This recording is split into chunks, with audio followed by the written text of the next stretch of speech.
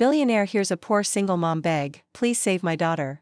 What he does next will shock you. In the heart of a cold, stormy night, a billionaire named Alexander Reed left his luxurious charity gala, ready to return to his mansion. But just outside the hospital gates, a desperate voice stopped him. A frail woman in torn clothes was kneeling on the wet pavement, clutching a tiny girl in her arms. Her trembling voice echoed, "Please, sir? Please save my daughter. She needs surgery tonight, or she won't make it." Everyone else passed her by, but something about her eyes, filled with both fear and hope, pierced Alexander's heart. He had built his empire on business deals and power.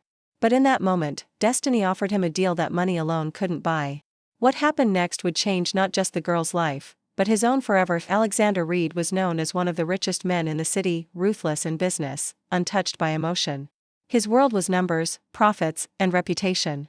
That night, as he left the charity event he himself funded, he was only thinking about his next $1 million project.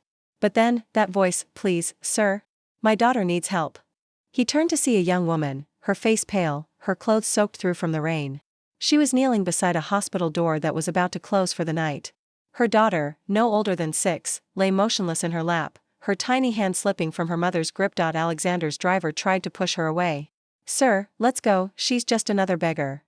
But something inside him stirred. He stepped out into the rain, his polished shoes sinking into the mud. "What's wrong with her?" he asked softly. The woman, whose name was Mia, looked up with tearful eyes.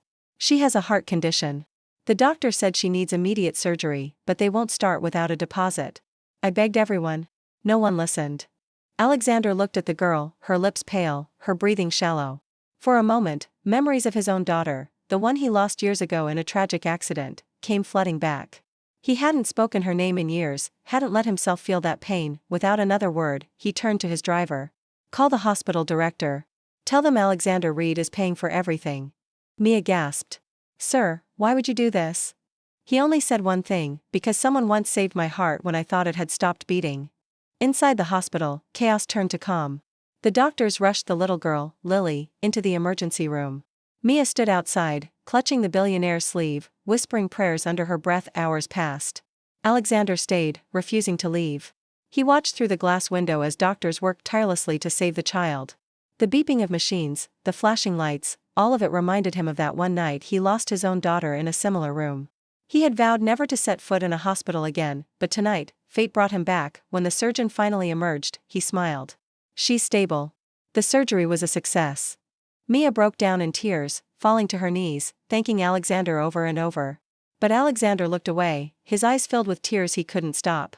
He had done countless business deals, but this was the first time in years he felt human. Later that night, as Mia tried to thank him again, she revealed something that stunned him. "I used to work for your company, sir? In the cafeteria. But I was laid off when the staff was reduced last year. I didn't blame you, I just prayed for another chance." Alexander's heart sank. The woman whose daughter he had saved was one of the many he'd unknowingly pushed into hardship. Guilt and gratitude collided inside him.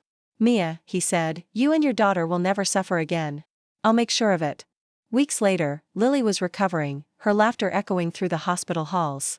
Alexander visited her daily, bringing books, toys, and warm meals for Mia. Slowly, a bond began to form, not one of charity, but of family. He offered Mia a new position at his foundation, not as an employee, but as the director of social outreach. Her job? To help struggling mothers and children like herself. At first, she refused. "Sir, I don't have the education or the confidence for such a title." Alexander smiled. "You have what no degree can teach, compassion and courage." Under his mentorship, Mia began to rebuild her life.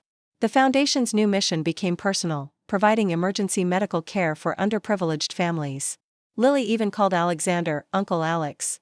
Months later, during a grand charity event, Alexander stood on stage beside Mia and Lily. Looking at the crowd, he said, "We measure wealth in dollars. But the richest moments in life are when we give hope." The audience stood, clapping through tears. Alexander's legacy had transformed, from a man of fortune to a man of faith and heart. As the lights dimmed, Mia whispered, "Thank you for saving my daughter." Alexander smiled gently. "No, Mia. She saved me."